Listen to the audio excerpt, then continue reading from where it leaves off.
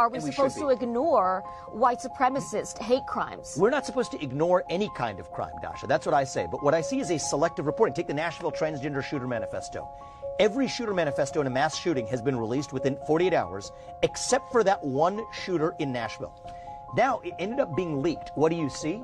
It wasn't a white supremacist. It was somebody that was actually making fun of using derogatory terms. I believe. Okay, so why are you okay talking about that manifesto and not talking about the manifesto from the 2015?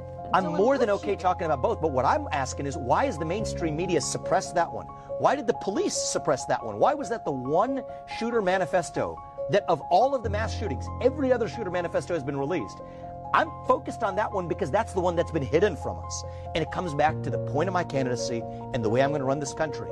Trust the people with the truth.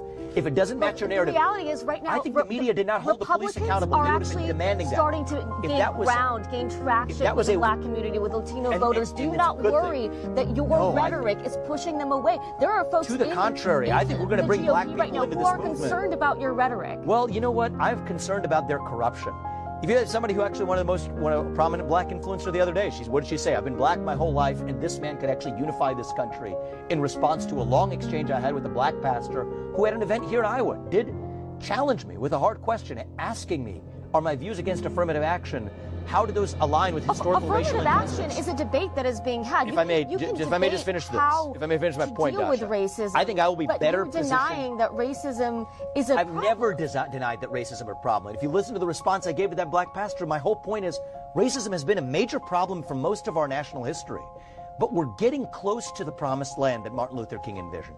We're as darn close to it as we ever have been. And so what bothers the heck out of me is it's right when we're close to that promised land.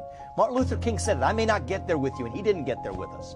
But I think it desecrates the legacy of our civil rights movement, desecrates the legacy of Martin Luther King, that right when we get closest to the point of having racial equality and gender equality and even opportunities for people of minorities of many types, are we perfect? No, but are we as close as we've ever been? Yes, we have.